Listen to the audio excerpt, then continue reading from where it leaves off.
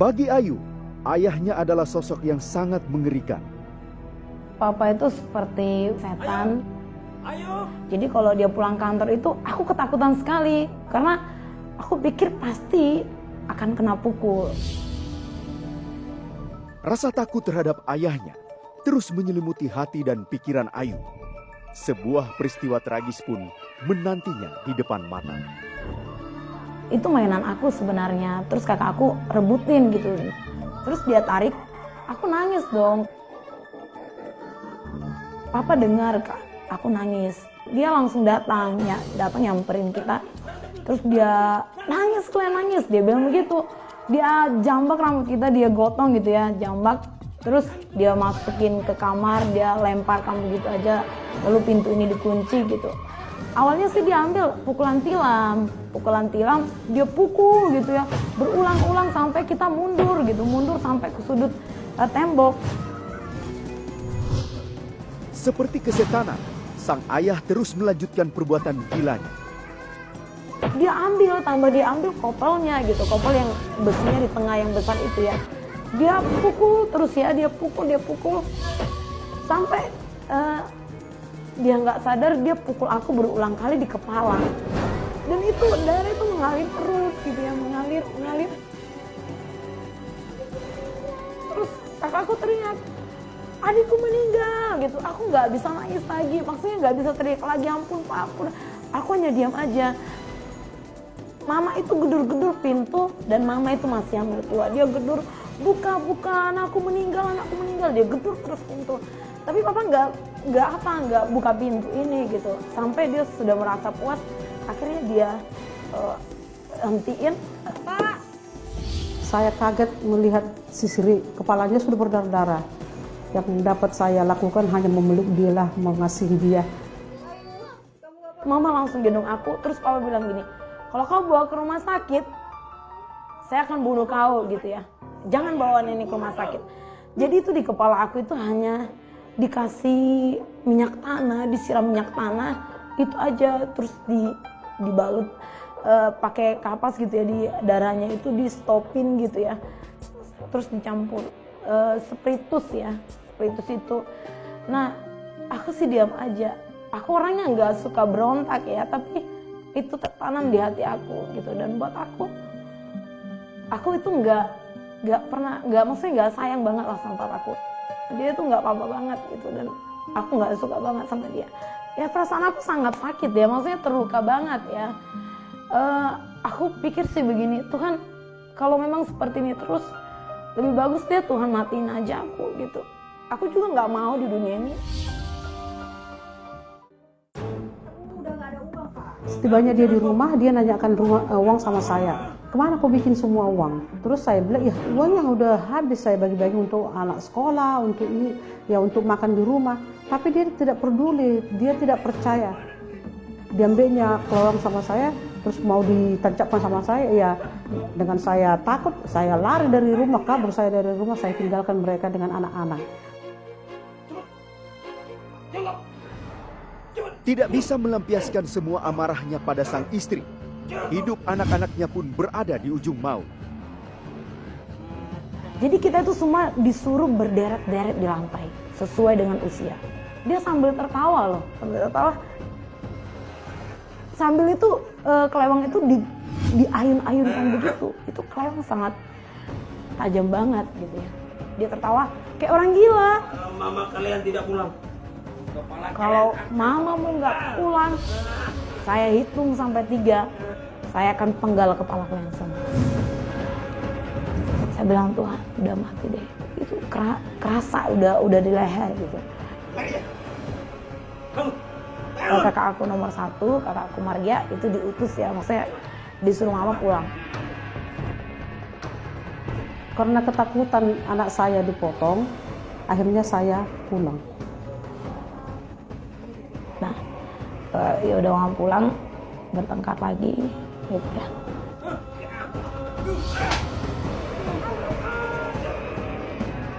Luka yang telah tergores di hatinya terus Ayu bawa sampai ia beranjak remaja.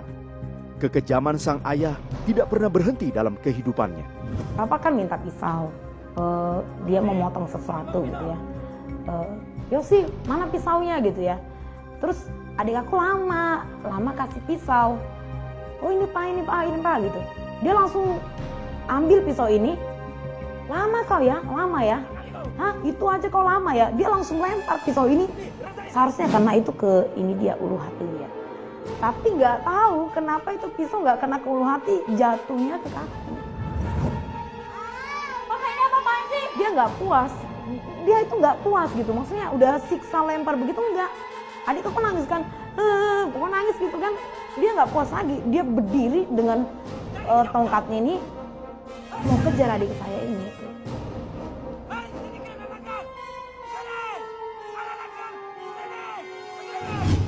Dan adik aku ini aku gendong dong, karena dia nggak bisa jalan lagi. Aku gendong, jadi kita keliling-keliling gitu, dia kejar kita. Dia lihat tetesan darah, dia ikutin tetesan darah itu gitu. Dan aku gendong adik aku ini, aku gendong terus. Terus aku nggak tahu supaya jejak kami itu nggak kelihatan gitu. Aku ambil itu daun, aku stop itu darah, terus aku bungkus itu dengan daun gitu ya, daun pisang. Sungguh malang nasib Ayu dan adiknya. Tidak ada yang bisa dilakukan selain pasrah menerima keadaannya. Baru besoknya udah dia agak reda, mama buju-buju papa, baru kita masuk lagi. Pak, Ya aku menyesal sih punya papa seperti dia itu, karena dari sejak kecil kita nggak dapatkan kebahagiaan figur seorang papa ya.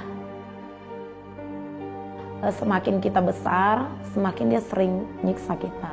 Karena pernah sih aku dengar dia benci sama perempuan. Gitu. Dan dia kepingin bunuh anak perempuan. Mertua saya nyuruh bapak anak saya untuk menikah. Dia mengatakan, udah kawin kamu, cerai aja kau dari situ. Karena dia itu tidak bisa melahirkan anak laki. Putus saja, udah cari perempuan yang lain. Karena tuntutan dari orang tuanya harus mempunyai anak laki-laki. Sampai-sampai suami saya sangat benci melihat anaknya perempuan semua. Dari penyiksaan-penyiksaan itu aku ada akar pahit ya, kebencian banget gitu. Dan itu terbawa sampai aku selesai SMA. Itu masih terasa banget kebencian itu. Aku juga sepakat sama kakak aku, kita nggak akan bakalan nikah gitu. Dan kita benci banget sama cowok. Kebencian itu semakin mengakar dan bertumbuh di hati Ayu. Bahkan kematian sang ayah pun tidaklah mampu menghapus bayang-bayang kekejaman ayahnya. Kebencian aku itu semakin dalam ya. Dan aku pokoknya nggak bisa ngampuni papa. Walaupun dia sudah meninggal, aku tetap mengingat kesalahan-kesalahan dia. Aku tetap mengingat penyiksaan yang aku terima gitu. Dan aku pokoknya benci sekali sama dia. Bahkan sampai aku kan udah bilang kalau sampai papa aku meninggal aja, aku itu nggak menangis, aku nggak menangis karena aku mengeraskan hati aku gitu. Aku pikir itu pantas dia terima. Hidupnya semakin terpuruk dalam kebencian yang terus menyiksanya. Di tengah penderitaannya, Ayu mengikuti sebuah ibadah. Di sanalah hatinya mulai menangis.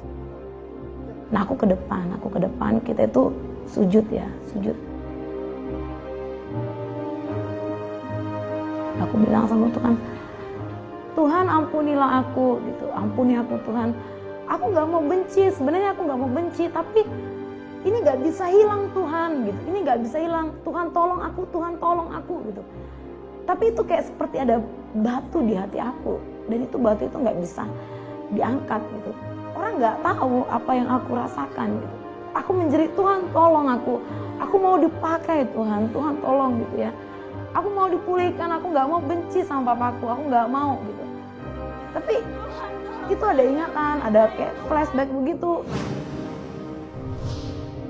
Ingat masa lalu, pukulan-pukulan papa, penyiksaan, maki-makian dia gitu ya. Semakin aku bilang Tuhan tolong itu semakin diingatkan. Makanya aku menjerit, Tuhan tolong aku nggak sanggup Tuhan. Aku menyerah, jelas aku menyerah di situ. Di saat ketidakberdayaannya itu, tiba-tiba Ayu merasakan sebuah kehangatan yang luar biasa. Ada pelukan kasih sayang. Aku yakin itu Yesus. Yesus mau meluk aku gitu ya. Dan membuat rasanya hangat sekali gitu. Hangat dan kebencian, batu kebencian itu lepas begitu aja. Dan Yesus itu sepertinya membisikkan ke telinga aku mengasihimu. Aku Bapa. Aku mengganti Bapamu yang di dunia. Kamu pasti akan merasakan kasih seorang Papa yang tidak pernah kamu rasakan. Dan aku gak apa-apa. Panggil aku Bapa. Panggil aku Bapa. Goresan luka yang disimpannya selama bertahun-tahun telah terobati. Ayu pun berani mengambil langkah penting dalam hidupnya. Aku bisa mengampuni Papa karena Yesus ya. Yesus menyayangi aku. Itu membuat hatiku terasa senang sekali gitu. Bahwa aku ini spesial banget di mata dia. Dan itu semua karena Yesus. Kalau bisa diulang, Papa aku masih hidup, mungkin aku akan datang sama dia. Bilang, maafkan aku ya Pak, mungkin aku cuek. Walaupun aku gak berontak, tapi aku cuek sama kamu. Maafkan aku ya Pak. Aku gak bisa ngomong kata-kata yang muluk-muluk, tapi aku mau bilang, Tuhan, aku sayang banget sama Tuhan. Aku cinta sama Tuhan.